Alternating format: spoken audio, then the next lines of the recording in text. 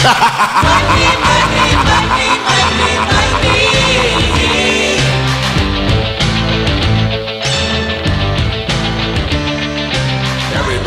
got a prize. Hello and welcome to Sharp Bets and Fantasy Sets. I am filling in for Nick today. I'm here with big time Tim Sakura and Chris Sir Shaw. How are you doing, guys?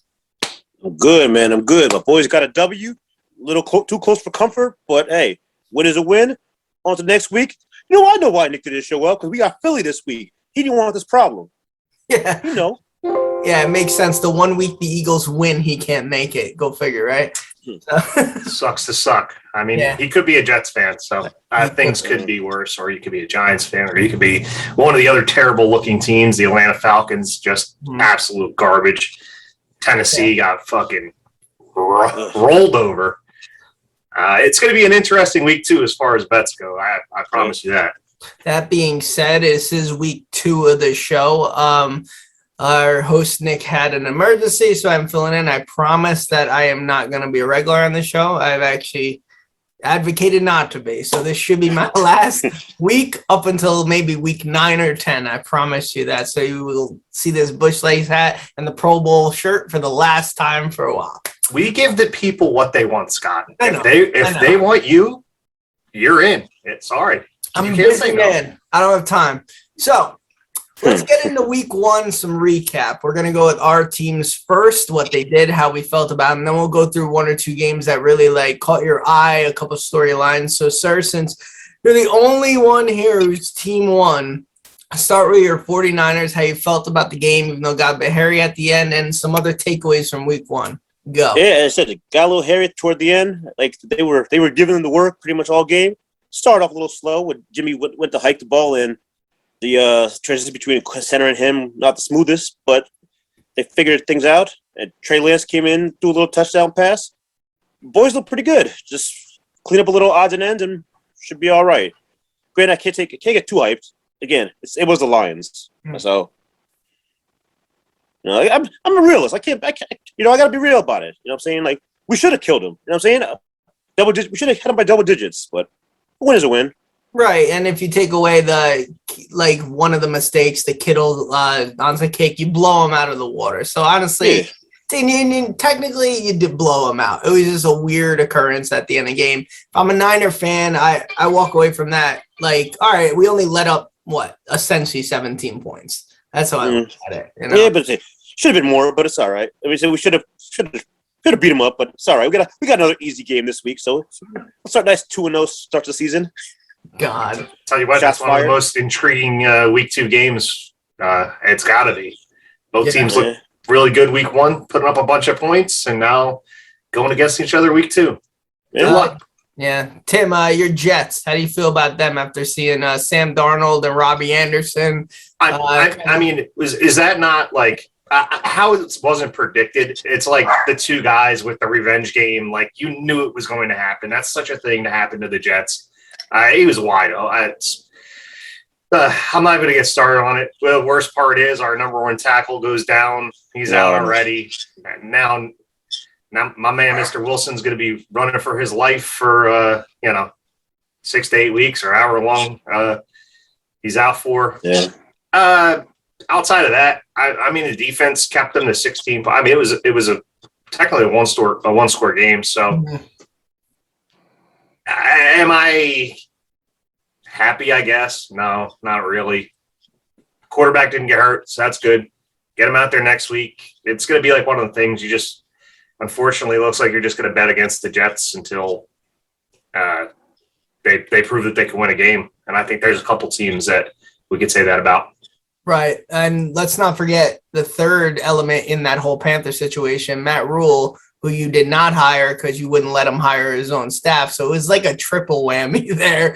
Like, he went and grabbed the people he wanted when he wanted to coach the Jets and then beat you with those people coaching the Panthers, which is like, people forget about that. Like, Rule wanted to come there, you know? So just to twist the knife a little bit, because that's what I like to do as a Cowboy fan.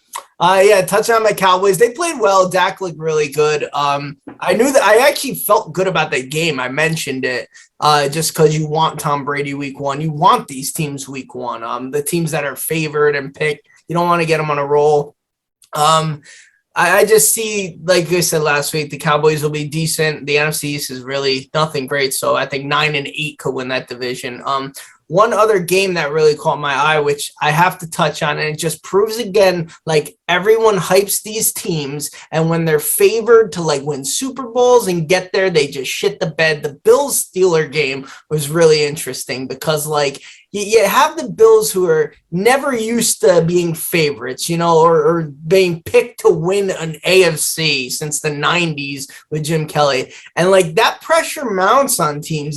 People think it doesn't, but like as a Cowboy fan, and I know Giant fans, those 2 years they won the Super Bowl, nobody picked them to win the Super Bowl. It was like the year after people are like, the Giants have a good team, and then they don't go anywhere. So like being favored to me is not that good. And that's why if I'm Sir, I think the Niners are in a great position. They're under the radar 1 year from a Super Bowl, and they have their team back, and everyone's paying attention to the Rams. I think like that's the position I'd want to be in if I was. Like the Niners are the perfect team, perfect example. No one's paying attention to. So is there any other games that you guys— Although, hold on. With my Niners, though, again, though, the injury bug has started to sneak in already. Like the Jason Verrett, one of our top corners, got hurt. Raheem Mostert is out for the season now. It's like, bruh, come on. Like, I feel bad for Mostert because he's been hurt. Like, it's not his first time getting injured. So, but we'll see. I mean, yeah, and I have Mostert in way too many fantasy leagues, so I will be waiver wiring the hell out of my man, Mr. Mitchell. Yeah, it's a good choice because Trey Sermon was a healthy scratch, so Mitchell and Mr. They're saying he dropped all the way down to third on the depth chart, sir. Yeah, between Mitchell and Jermichael Hasty. Hasty was running, but it looks like it's going to be the Elijah Mitchell show for at least week 2. He looked good last week. He's been looking good in preseason. That's why in a lot of drafts, like I didn't really test the whole running back core, like Sermon, Mostert, because I know Shanahan. He picks up anybody and rushes for 100 yards a game. So big facts, big facts. I want to ask you guys, we had a lot of, week 1 is unpredictable. Yeah, like the Colts didn't look good. The Raiders beat the Ravens. The Eagles looked really good, or the Falcons. Just what is going on? If I'm if I'm Washington, I call the Falcons right now and ask. I'd give a first-round pick for Matt Ryan, get him out of there. You know what I mean? See if you could get him. And if I'm the Falcons, I would start chopping them. So is there a team that disappointed you, surprised the hell out of you? Is there anything?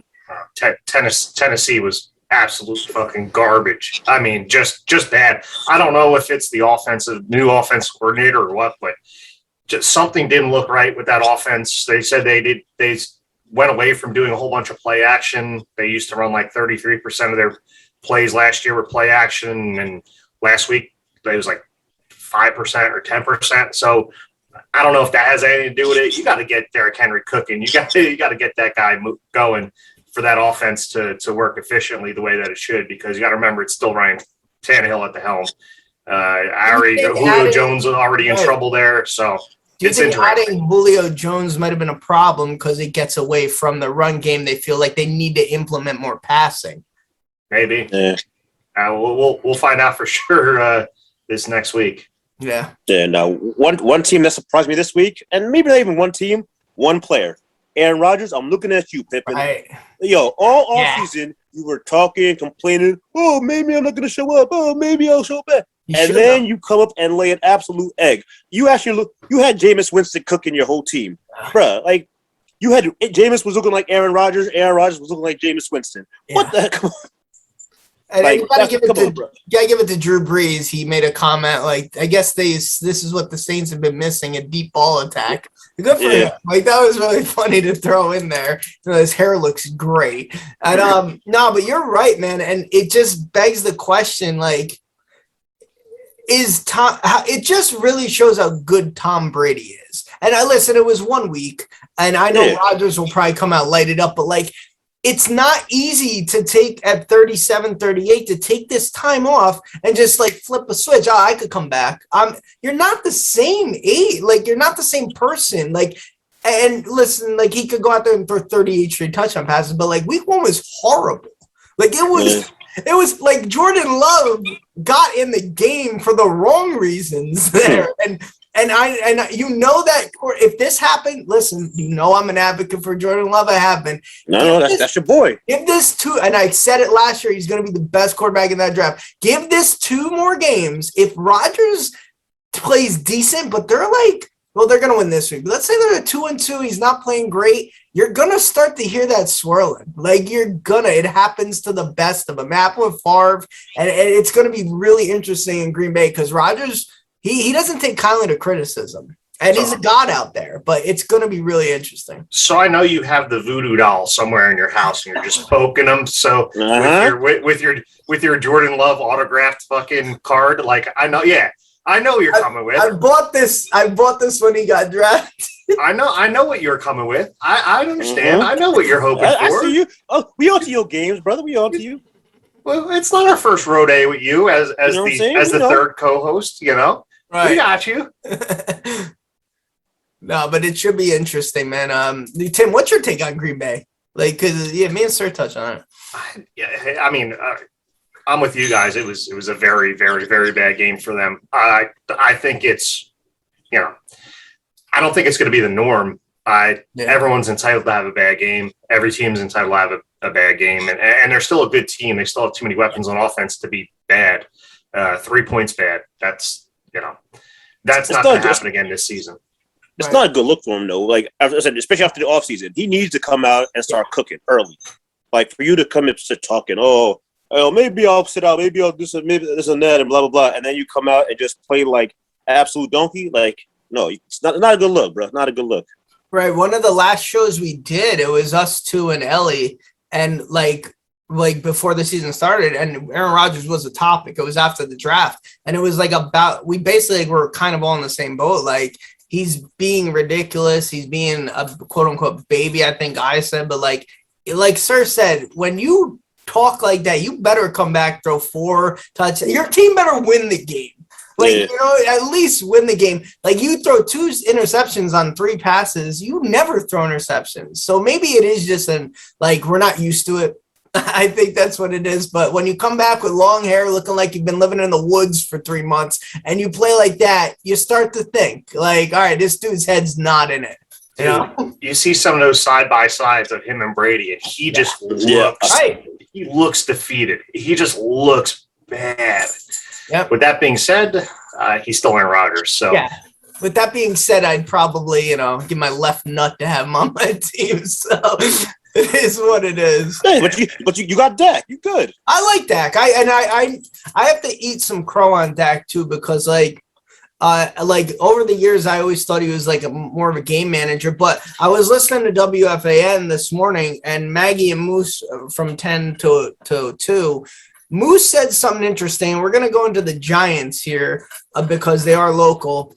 Moose said something interesting. Jason Garrett right now is getting ripped apart as the Giants offensive coordinator, right?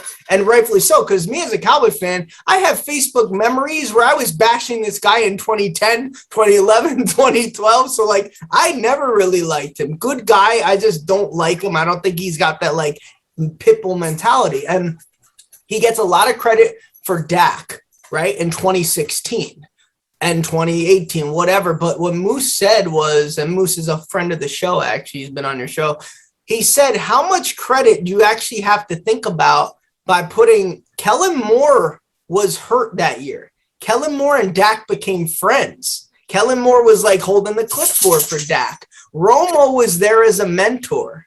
How much do you think that was the cause of Dak getting to the level he's at as opposed to Jason Garrett? You really have to start thinking about that because Garrett, Daniel Jones doesn't look too good. This offense is stale. Saquon had 4 carries? If you're good to go, you better be good to go. Like, what are you doing? Shit doesn't make any sense to me. I mean, if they're worried about him getting hurt again, then just don't fucking play him. Do the Odell Beckham. Just sit him and wait till next week. And if he's good to go next week, let him go. Because until Saquon Barkley gets back, that Giants team is not going to be good. I mean, I hate to put it on one player, but he makes a huge difference with that team. And I'll tell you what, the Giants are like one of the teams I'm betting against with my Jets, and until they beat somebody, because I don't know how often or how it's going to happen. Yeah, they should. And if you can't go into Washington and beat Tyler Heineke, it's going to be a tall order. You better win that game because, I mean, Heineke looked pretty good in the postseason last season when he was against Tampa. He, like, you know what I'm saying? Don't sleep on old boy. That's all right, Scott. We all have dogs in the background. You know, everyone just barking at everyone. Go on, go see. Uncle Sir's here. Go see. Good. Go on. Yeah. But all right, that's really pretty much week one. I mean, those are one last note. The Houston Texans might not be the worst team in football as we thought. I'm just saying. I feel bad for some people went with Jacksonville in their suicide pools. Trying to knock. I learned one thing. If I have any advice for suicide pools, listen, I never won one, but I do get pretty far. I don't look for what team could I waste. I would just want to get to elimination week and then take it from there. Exactly, absolutely. Yeah, I use the best teams every week and then I'll wing it from that point. Yeah. I'd rather lose with the best team than win with like the worst. You know what I'm saying? Yep. Oh, you got lucky. You advanced with Houston. Exactly. All right, but that's not going to happen. If I only lose $100 that whole pool, I'm content with it. You know what I mean? But at least I get to play in the elimination weeks. Yeah. So, like, I used to do that whole thing. I'm going to pick the Lions because I don't want to waste the Packers. But why am I going to pick an 0-4 team? Like, what am I doing here? You know, that's my method. Don't listen to me, though. So that's about week one. All right. You guys want to just get into the parlay picks here? Yeah. You're the host, baby. You're the host, man. Lead us to the promised land. So last week, Nick went 2-1. He hit on the Rams. He hit on the he lost on the Ravens, and then he hit on, I forget what other game. Denver. Denver. He hit on Denver. I went 2-1 as well. I hit on the Bengals as a +3. The Rams as well, and I lost the Packer game. And I think maybe Nick lost the Packer game too. I don't remember. You guys went over and unders, and you both went 1 and 2. I don't remember exactly what you over and under. I hit the Denver game -3, and then I lost the over in the Pittsburgh Bills and the over in Falcons Eagles, right? Tennessee Arizona. I know I had the over in the Tennessee Arizona game, and I fell short by 1 point. Yes. And big rib sandwich. And then I think I lost on the. I know I lost 2. I know I went 1 and 2. So no, you lost on the over in the Packer game because they didn't put up any points. It was 38-3. I think the over was like 50. And it was still close to going over with them only putting up 3 points. And then you hit on your Niners. You hit on with luckily on the 7.5. So depending when you got it. Like, luckily it was early, so 7.5. Because by Sunday it went up to 9. Right. All right, so this is we're gonna go with the Lions here. So since I went 2-1, we will have Nick's picks sometime this week, and we won't lie. Swear to God with the standings. Oh, we're not letting him off the fucking hook. He doesn't put picks in. He's 0-3 this week. Absolutely. So I'll give it a go. I'll start right now. I am gonna start with the Cardinals at home. They're a -4.5. I expect them to just continue rolling. Kyler Murray looked great, and they're coming home. I don't know, 4.5 is really not that much. I can see them winning by 6 or 10. This next one is an interesting one. I want you to bear with me on this because I just mentioned suicide pools and elimination pools. Now, I looked at the Raiders and Steelers, and I remember playing a bunch of elimination pools and always picking the Steelers versus the Raiders, and the Steelers would always lose. So I went back and looked. Since 2009, the Steelers and Raiders have played 7 games, and the Raiders haven't been good since 2009, right? Like, you could argue the Steelers have been Super Bowl contenders. They still ain't good, first of all. Let's get it true. They've beaten the Steelers 5 out of 7 times since 2009. And they're a +5 in Pittsburgh after Pittsburgh's coming off an upset win in Buffalo. I think this is a perfect letdown game for the Steelers, and the Raiders are a +5. I'm taking them, and I actually think the Raiders could win this game outright. Last game, I'm going to Monday night. Packers are -11 versus the Lions. I know we just bashed them for like 10 minutes, but if there's ever a team that just can't beat the Packers, it's in Green Bay. Aaron Rodgers has been hearing noise all week. This is going to be like a 38-10 drubbing, I could say. So I know it's a big number, but 11's really not that much. So I'm taking the Packers minus 11, the Raiders plus 5, and the Cardinals minus 4.5 for my picks. Sir, since you got lucky on your team, we'll go to you next since your team gave you a W. All right. So my first game, listen, this one team gave me the old shaft last week. I'm looking at you, Baltimore. I needed you to win last week, and you ain't did it done. So I'm taking KC minus 3 against them boys. First of all, you give me Patrick Mahomes, like, under 4. Like, come on now. Baltimore, you lost to the Raiders. Now Mahomes is coming to town. Give me the Chiefs minus 3.5. It's like my second game. Sick. Sorry, old boy. But I'm going Pats, Jets, under 42.5. Dating back to 2016, Pats unders are 27-13 when they're on the road, including 4 of 5 against the same New York Football Jets. So both teams are, it's going to be probably a low-scoring affair. As you said, Becton went down. Jets aren't putting up crazy numbers, so 42.5, solid. Last game, young Jameis Winston, my man. Five touchdowns, just cooking this deep ball. Give me the Saints minus 3 against the same Panthers. Listen, the Panthers had their revenge game, but Jameis Winston's coming to town with Kamara and them boys. I like the Saints minus 3. That's fair. All right, man. Should be interesting. Even though it's week 1, you got a lot of catching up to do. One game back. Yeah, I know. I'm really in the cellar. Tim, you share the cellar with him, so Come on, Pimpin. I share the cellar, and I the cellar, and I share one of the picks. I also went KC. I had him at 3.5. I don't think it matters. Yeah, like Sir said, ain't no way Patrick Mahomes is coming in and losing to a team that just lost to the Raiders. I don't see it happening. KC is going to be on all cylinders, and I don't think Baltimore has the firepower to keep up. Scotty? Yeah. Dallas. Okay. Plus 3. I'm with you. I'm with you on Dallas that. plus 3. Yeah. Hold on, I forgot to write down who they were playing, and that's Chargers. The Chargers. Yeah. They're facing the Chargers who barely won their game week 1 and didn't look too good doing it. Dallas looked great losing. Right. And they're getting points. Dak is back. That offense is moving the ball. I'm taking Dallas plus 3. And forget over-unders. They screwed me last week. So, man, give me the football team minus 3 on Thursday. I cannot – I'm going to bet against the Giants until they win. I don't see it happening. Heineke played pretty well, last year, even in the playoffs. Came in and relieved Mr. Broken himself. And excuse me, his name is Mr. Comeback Player of the Year. Get it right? Yeah, okay. You know that's happening soon. Yeah, really. But I'm going to take the football team at minus 3. And yeah, I had a 4th pick, but it's not going to count. Right. But I also like Denver minus 6 against they play Jacksonville, right? Yeah.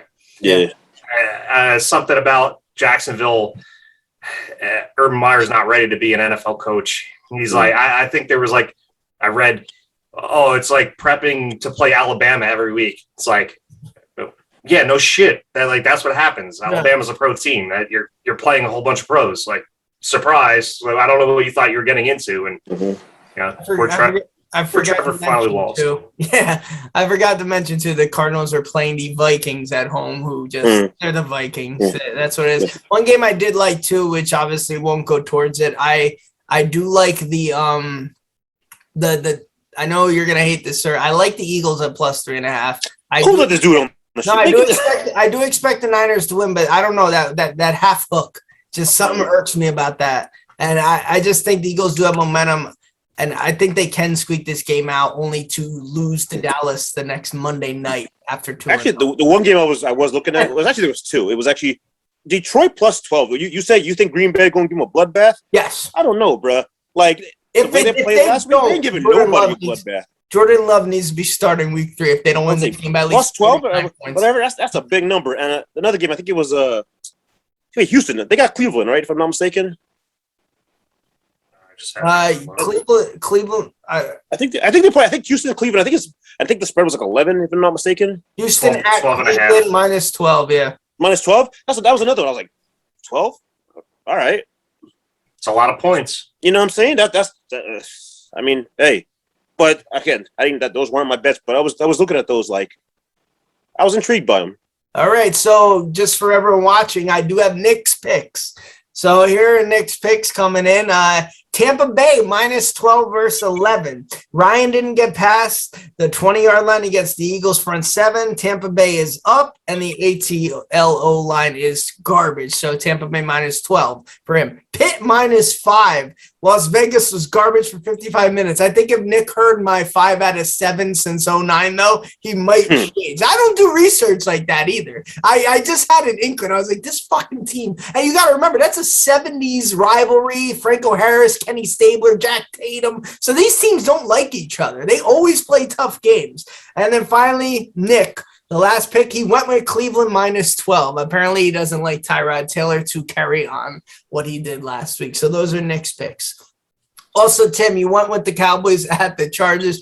Just something that I remembered in my mind because I'm a lunatic. We have not beat the Chargers since 2005. We've lost the last 3 to them. The last time we beat the Chargers was in 05 versus Drew Brees. Antonio Gates was out for 4 games suspended. And Aaron Glenn picked off Drew Brees on a 4th down in the end zone. That's how Aaron Glenn throwback. That's how long ago we beat the Chargers. Drew Bledsoe was our quarterback. Oh, you're saying the Dallas Cowboys are due to win?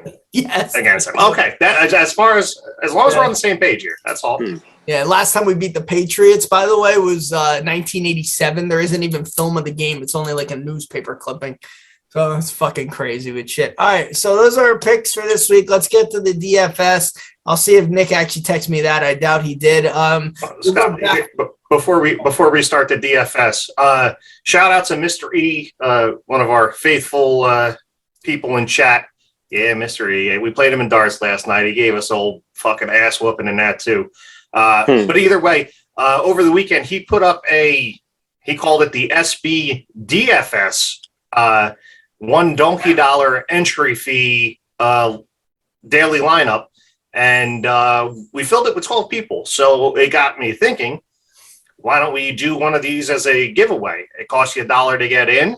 If you have the highest score, you'll get a $25 free bet towards whatever you want in any sports category you want. It'll be the big time challenge, because unfortunately we weren't getting too many people putting their 3-team parlays in. So at least we got 12 people in this. If more than 12 people are interested, we'll open it up to as many people as we can fit in. One of the big things is with DK is you need to actually fill the I guess I'll call it a bracket. You have to fill the amount of teams or else it kicks everyone out.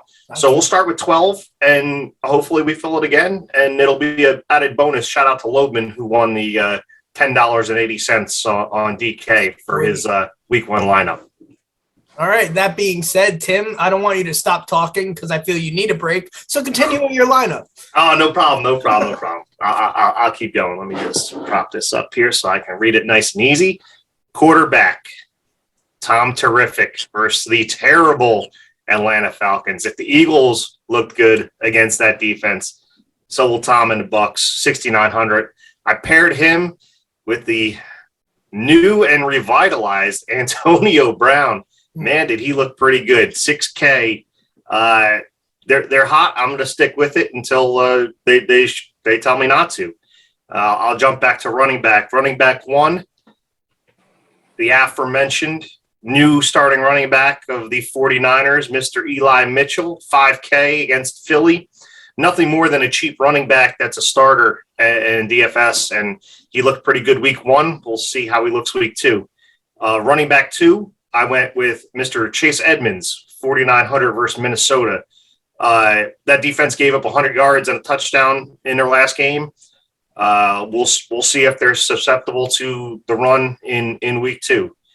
Wide receiver 1, DeAndre Hopkins at 8K, also against Minnesota. You don't really need much more than that. Wide receiver 3, there's like 4 different options that I was thinking about, all in the same price range. But I went with Cortland Sutton at 5,200 against Jacksonville. He's now the man without Jerry Jeudy. I think he's another week healthier. He didn't look too great last week, and I was an advocate for him last week. But let's hope that he turns it up this week. At tight end, I went with Jared Cook, 3,900 against Dallas. Dallas, same defense who gave up 2 touchdowns to Gronk last week. So another defense that's got some holes in it. And at 3,900 for a tight end, Jared Cook looked pretty good week 1. My flex, I went with Mr. DK himself, DK Metcalf, 7,600 against Tennessee. Tennessee's another defense that looked god-awful, giving up 4 touchdown passes. And Seattle's offense looked pretty damn good. Let Russ cook, right? And defense, homer time, Jets, Jets. I understand the Jets are not a very good team, but they're still facing a rookie quarterback. It's the first big divisional game, Jets versus Patriots. They're, like you say, somebody advocated for the under before in that game. Only way the under happens is if defense plays pretty well. So went with the Jets at 2,200. That's my team. All right, sir, take it over. Man, sick, man. Me and you, we got some similar pieces, old boy. You know what I'm saying? You learn it from the kid. Yeah. Or we're losing together. At running back. Says the both guys at 1 and 2. hey, this is DFS now, so this ain't betting now. Take it easy, all right? See, at running back, I got Mr. Eli Mitchell, 5K, start running back. Hey, they're going to run the ball. At flex, I went Nuke Hopkins at 8K. He's DeAndre Hopkins. There's not really much you need to say. And at defense, I went with your New York Football Jets. Cheap price, 2,200. Hey, just get me, like I'm saying, as I've said, I'm not putting out a price of defense. Just give me 5-6 points, golden. All right. At tight end, I went Noah Fant at 4,200. Just said Jerry Jeudy out. Those targets got to go to somebody. You know what I'm saying? Between him and Sutton. So give me Noah Fant, 4,200. The rest of my game. Now, I usually pick the games with the highest point total. This week, it involves your boys. The Cowboys at the Chargers. I believe the over is 55.5 the last time I checked. That's a lot of points. So at quarterback, Dak Prescott, 6,800. Like Zeke, I don't know if he's been on a milk carton, but he ain't running away. He ain't do a damn thing. So they were throwing up along the yard. I think Dak had 400 yards passing or something like that. Yeah, he made our unders look stupid last week with our So I look for him to keep it rolling at 6,800. At receiver, I went CeeDee Lamb at 6,400. Hey, but looking good. And I went Cedric Wilson at 3,100. No Michael Gallup. He's moved up to the 3. Hey, if Cooper and Lamb gets, maybe Wilson might do something. Maybe I'll get lucky. He'll get a touch for me. 3,100. Quite easy to pay off that salary. At running back, I went Mr. Austin Eckler at 7,300 on the other side of the field. Last week he didn't have a single target. I mean, he had a bunch of rushes, but he had no targets out of the backfield. It's not like him. Normally he gets double-digit targets along with his 70 yards rushing or whatever he puts up. So look for him to bounce back with a nice little ball game. And also at receiver, I went cousin Keenan Allen at 7K. That brother gets some targets. I think last week he put up 15 targets. So if this game turns out to how the spread looked, I see this lineup putting up a lot of points. All right. That's the lineup.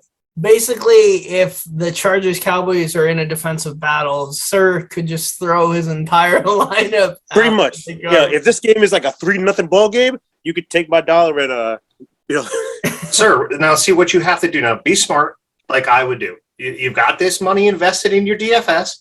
So what should you do? If you're me, you bet the under. You bet the under to hedge yourself. Yeah. Right. Money any way you can.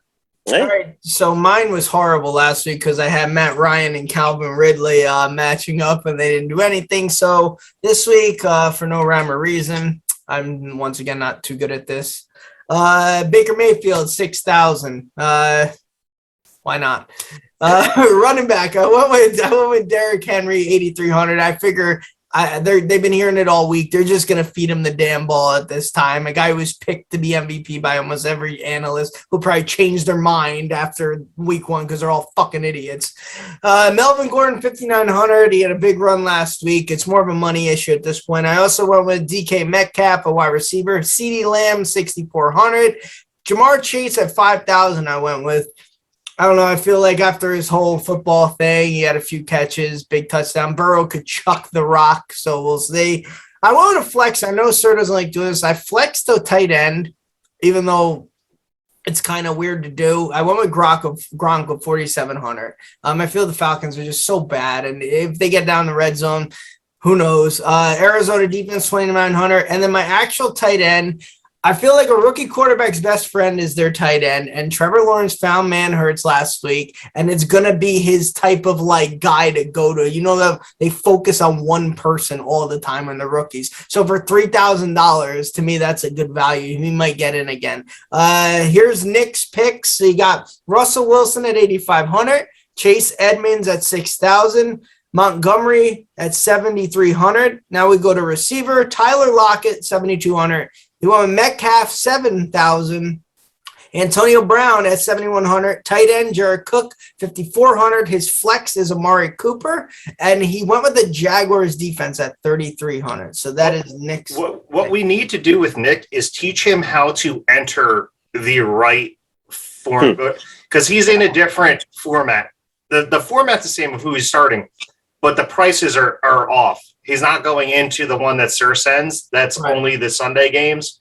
So we'll get Nick on the right track. But those are at least the people that he likes for anyone who's listening. Like some FanDuel or whatever the hell you guys plan. All right, that's it for week 2. But before we go week 2, any storylines you're looking forward to? For me, obviously, it's like the new Peyton Manning versus Tom Brady. You got Mahomes, Lamar Jackson on Sunday night. And I really think that people are starting to it's starting to get to Lamar Jackson. I know they could say, oh, you know, we're both great competitors. But when you start to hear the noise, like, man, you can't beat this guy. You can't beat this guy. It starts to get real annoying. And I never go against Mahomes, but I don't know, plus 3.5, Baltimore getting home. If there's a chance Lamar Jackson can prove himself, like, go do it. Go do it this weekend. You know, so I think that's a great storyline. I still think the Chiefs are, you know, Mahomes is just a more elite QB than Lamar Jackson will ever be. So that's a storyline I'm looking forward to for week 2. Anything else for you guys? Yeah, I got a couple props. We did it last week for the Thursday game. We're going to continue doing that when we do it on Thursday, but the props are up already for Thursday's game. So I like Gibson's over 68.5 and anytime score. There's minus 115 and minus 110. I like Logan Thomas over 47.5 at minus 115. The last time that he had a full game with Heineke, he went well over 75 yards. And I like the Sterling Shepard under 55.5 at minus 115. He's not very good, and neither is that team. So I'm going to go. Those are my 4.